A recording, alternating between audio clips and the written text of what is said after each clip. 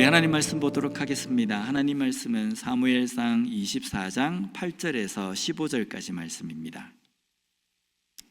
사무엘상 24장 8절에서 15절까지 말씀, 우리 길지만요 함께 천천히 봉독하도록 하겠습니다. 시작.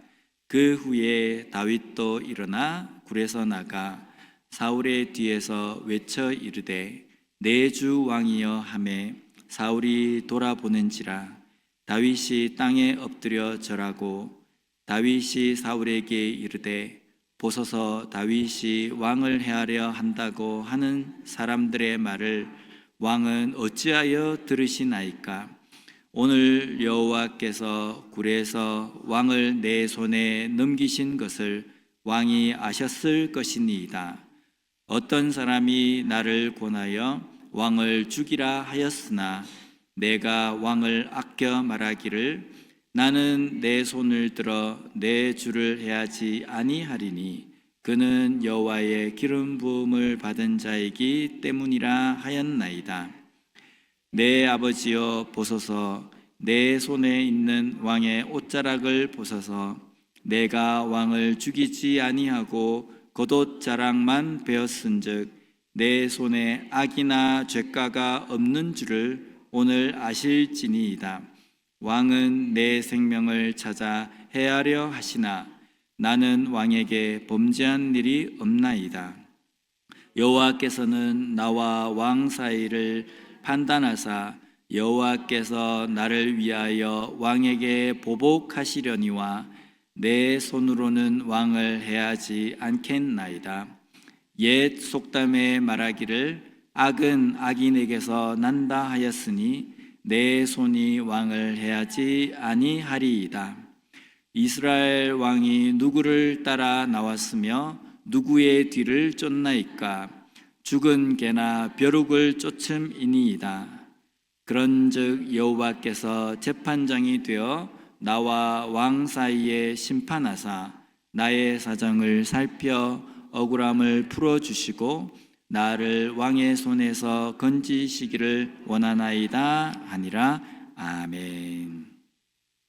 오늘도 설교에 들어가기 전에 우리 갈라디아서 5장 22절 23절 말씀을 함께 읽도록 하겠습니다.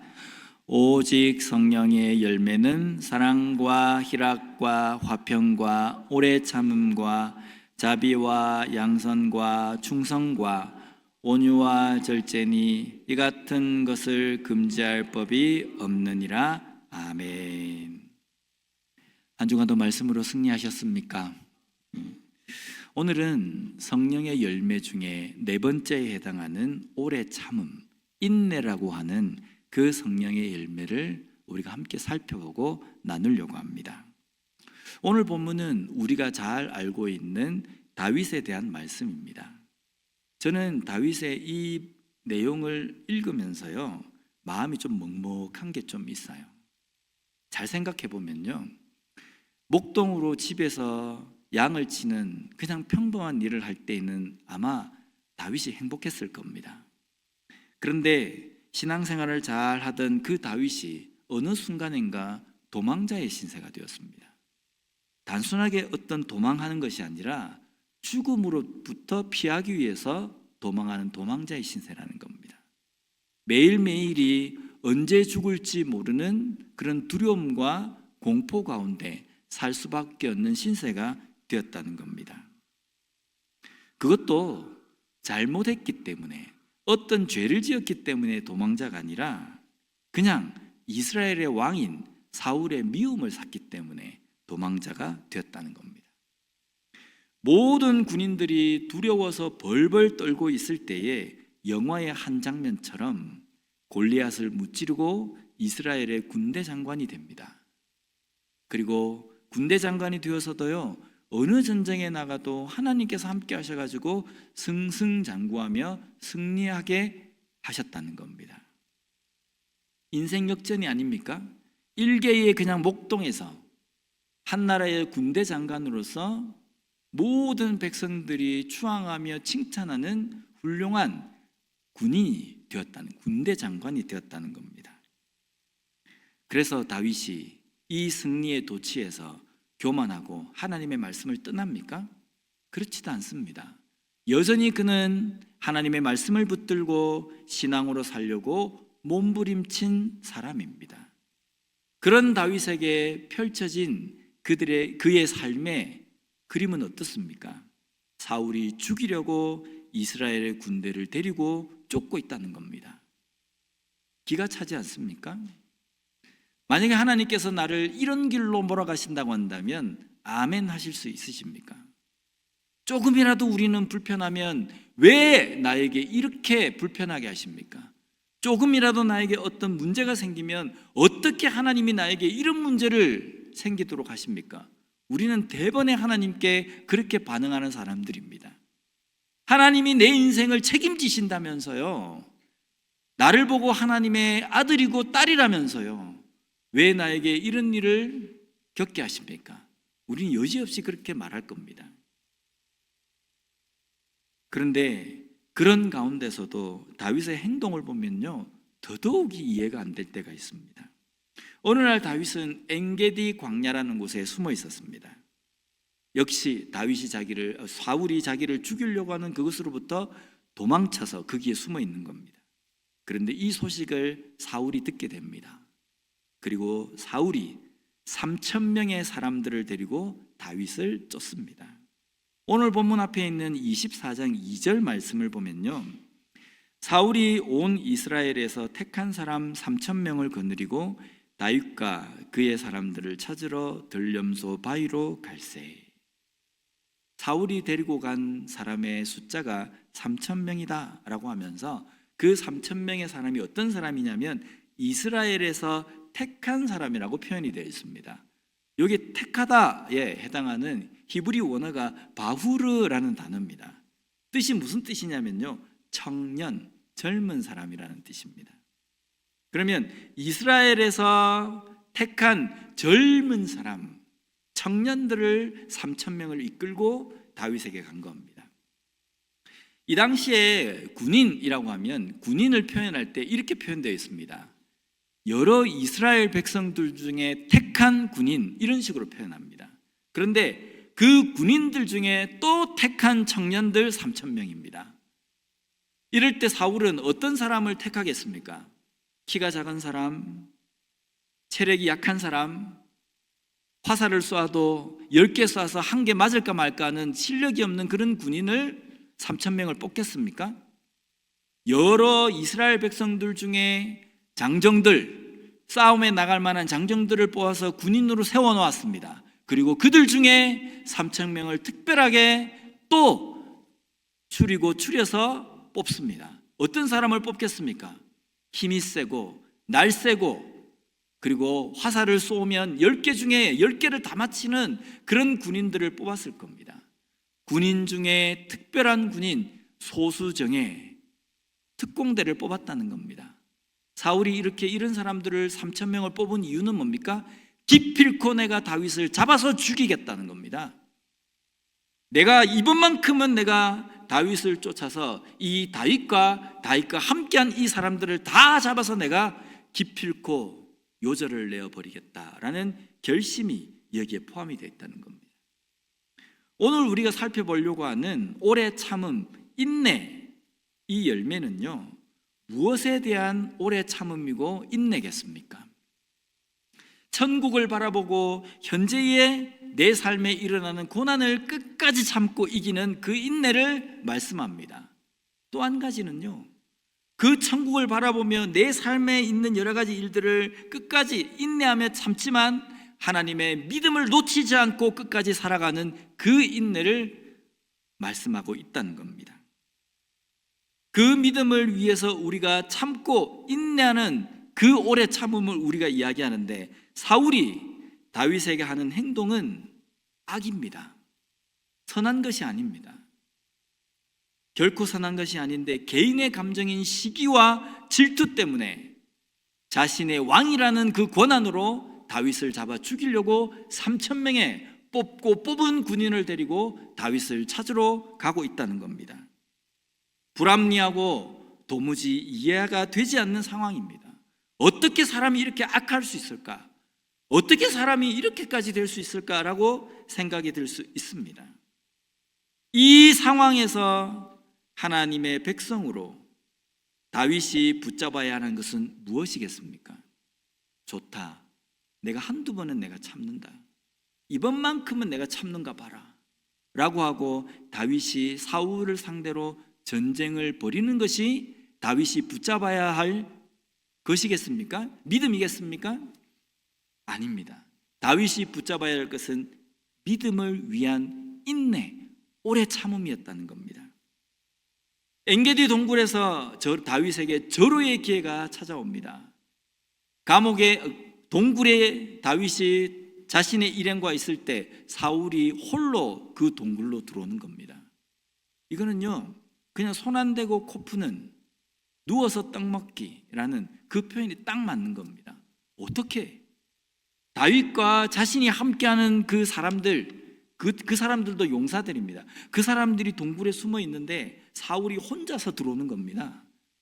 이거는 있을 수 없습니다. 왜냐하면 왕이 지금 동굴에 들어갑니다. 안에 무슨 위험이 있을지, 어떤 들짐승이 있을지도 모릅니다. 그렇기 때문에 사울이 무슨 일을 하건 옆에 신복들이 사울을 따라가는 것이 맞습니다. 그런데 사울 혼자 이 동굴에 들어가는 겁니다.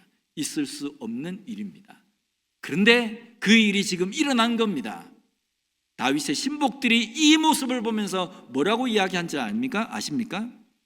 지금 이 상황이 하나님께서 우리에게 주신 역전의 기회입니다 라고 이야기하는 겁니다. 왕이시여, 두 번도 아닙니다. 내가 단번에 이 일을 다 끝내버릴 테니까, 사울을 처치해버릴 테니까 나에게 명령만 내리십시오. 이것은 하나님께서 주신 절호의 기회입니다 라고 신복들이 이야기합니다. 진짜 절호의 기회지 않습니까? 옆에 신복들도 없어요. 호위하는 군인도 없습니다.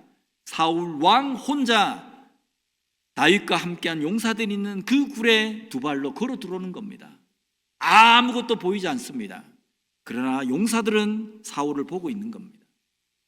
누가 봐도 이것은 하나님께서 주신 기회인 겁니다. 그런데 다윗은 자신의 신복들이 이야기하는 대로 행하지 않습니다. 4절 말씀을 보면요, 다윗의 사람들이 이르되 보소서, 여호와께서 당신에게 이르시기를 내가 원수를 내 손에 넘기리니 내 생각에 좋은 대로 그에게 행하라 하시더니 이것이 그날이니이다 하니 다윗이 일어나서 사울의 겉옷자락을 가만히 베니라. 사울은 신복들에게 그렇게 하라고 명령을 내리지 않습니다. 그리고 그의 손으로도 사울을 해하지 않습니다. 가만히 사울의 옷자락만 뱁니다. 그런데 이 옷자락을 벤 것만으로도 마음이 아파가지고 5절에는 이렇게 되어 있습니다. 그리한 후에 사울의 옷자락을 뱀으로 말미암아 다윗의 마음이 찔려라고 되어 있습니다. 다윗의 이 행동이 이해가 되십니까? 다윗은 평화주의자입니까? 아니면 다윗이 사울을 무서워했기 때문입니까? 다윗은요, 그 누구보다도 용맹한 군인입니다.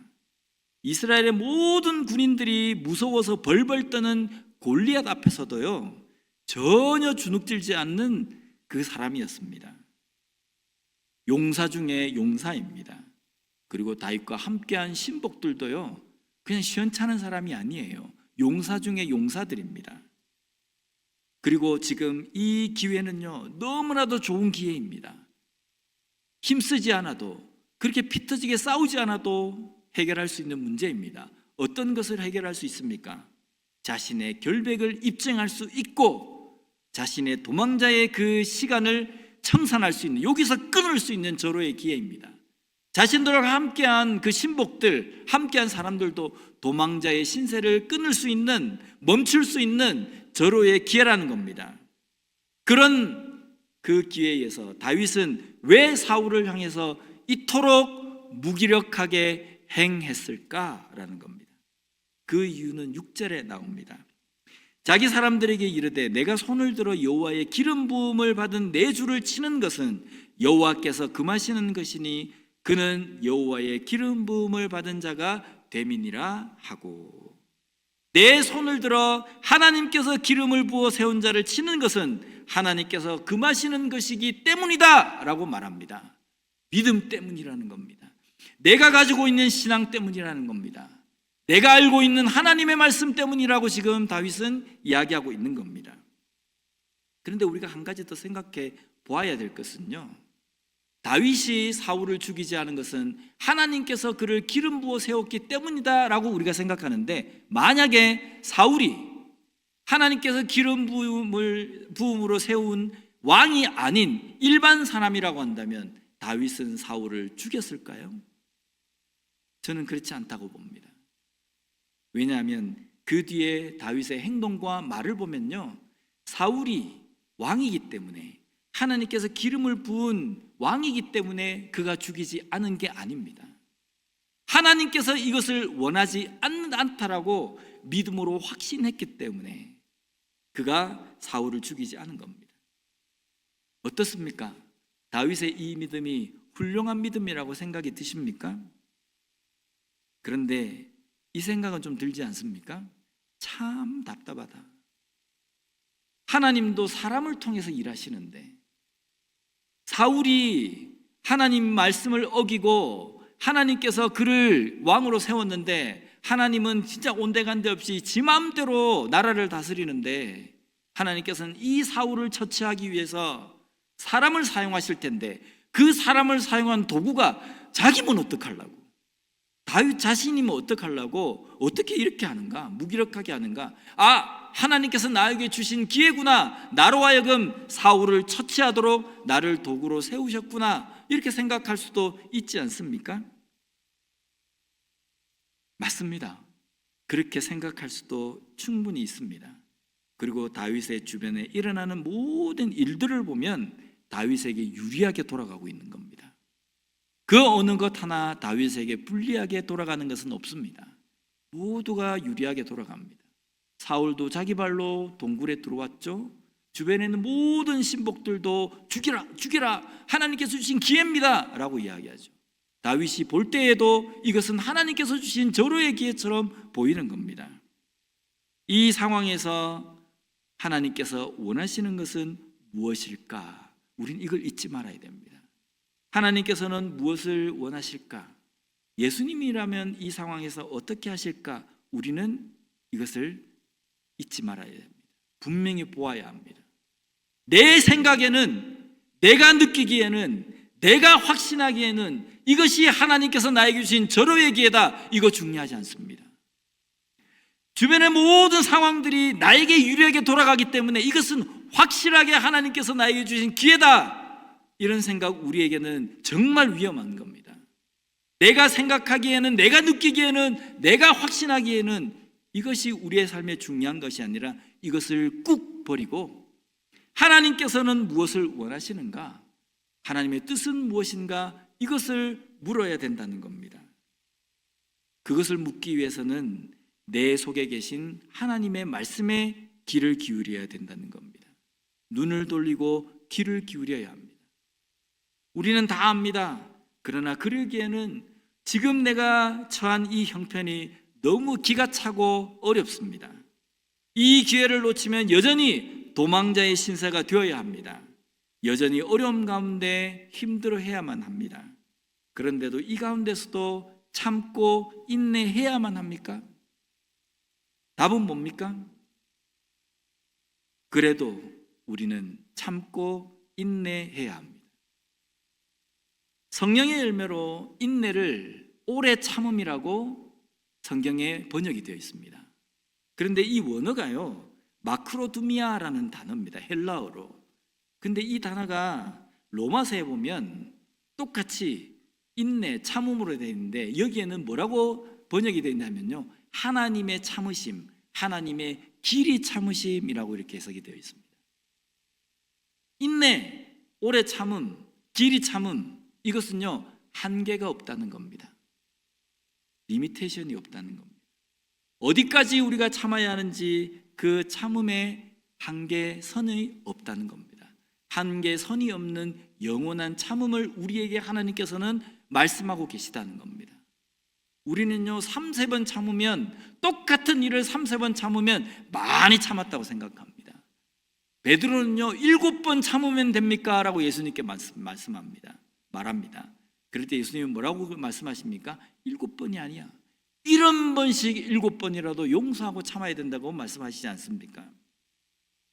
우리에게 하나님께서 말씀하시는 성령의 열매로서의 오래 참음은요 3세번도 아니고 7번도 아니고 70번도 700번도 아닌 영원히 끝까지 참으라고 우리에게 말씀하신다는 겁니다. 근데 참으실 수 있습니까? 똑같은 일로 나에게 이런 실수를 하고 잘못을 할 때 참으실 수 있으시겠습니까? 3번은 내가 이를 악물고 참겠다, 7번 아마 7번 참는다 이러면요 아마 이를 드득드득 갈아서 이를 악물고 참기 때문에 이빨이 다 빠질 것 같아요. 어렵습니다. 쉽지 않습니다. 그래서 성령의 열매인 겁니다. 내가 참으려고 하면 3번 참으면 많이 참고 7번 참으면 많이 참는 겁니다. 그런데 내 힘으로 영원히 참는다, 이건 아예 불가능하기 때문에 하나님은 이것을 성령의 열매라고 말씀하시는 겁니다. 내 힘으로는 참을 수 없기 때문입니다.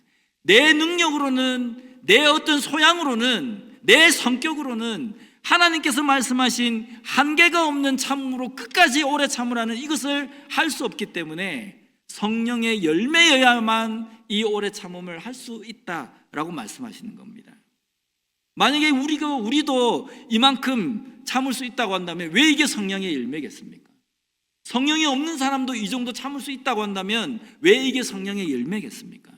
성령이 없는 사람은 성령의 힘이 아니고는 참을 수 없는 인내이기 때문에 성령의 열매, 오래 참음이라고 우리에게 말씀하신다는 겁니다.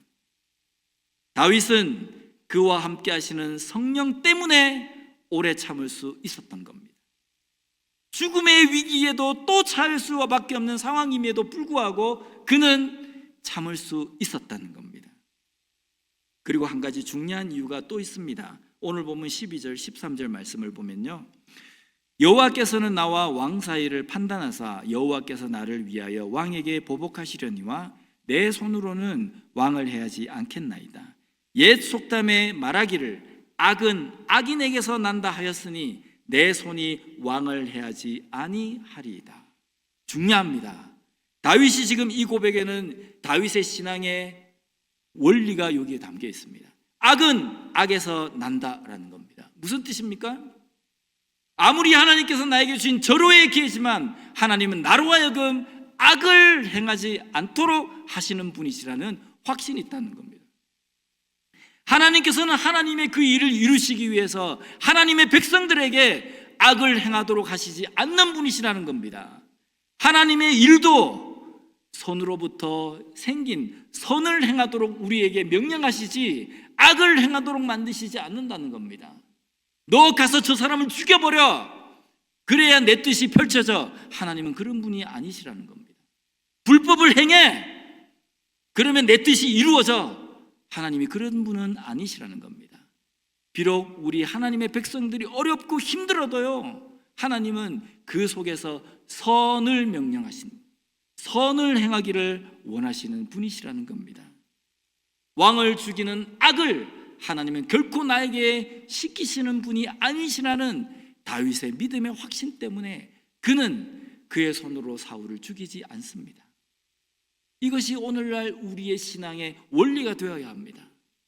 주변의 상황만 나에게 유리한 대로 돌아가면 다 하나님의 뜻이다. 그래서 이게 선인지 악인지 구분 못하고 행할 때가 얼마나 많이 있습니까? 주변에 있는 모든 일들이 나에게 유리하게 돌아간다 할지라도 우리는 봐야 합니다. 정말 이것이 선으로부터 비롯된 건지 악으로부터 비롯된 건지 우리는 이것을 정확하게 볼 수 있어야 합니다. 이것을 보기 위해서 상황을 보지 마시고 내 속에 계신 하나님이 뭐라고 말씀하시는지를 보아야 한다는 겁니다. 하나님께서 판결하시고 하나님께서 판단하실 것이다 라고 다윗은 고백합니다. 이럴 때 조심해야 됩니다. 다윗은 이럴 때 어떤 마음일까? 하나님께서 보복하실 것입니다. 이 보복이라는 단어를 보면요, 히브리어로 보면 나캄이라는 단어입니다. 뜻이 복수하다, 안갚음하다라는 겁니다. 저는 이 말씀을 딱 보면서요, 야, 다윗도 인간이구나라는 생각이 딱 좀 들었습니다. 하나님께서 안갚음을 하시고 하나님께서 보복하실 것이다 라는 겁니다. 그런데 다윗이 이 말을 할 때, 이 고백을 할 때 다윗의 머릿속에 이런 생각이 들었을까요?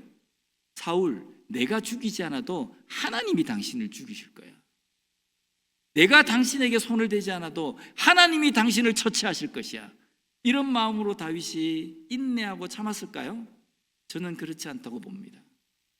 우리에게 하나님께서 오래 참음, 인내를 말씀하실 때 내가 판단하고 내가 심판할 것이라는 그 말씀 속에는요, 어떤 말이 있냐면 내가 할 거라는 겁니다.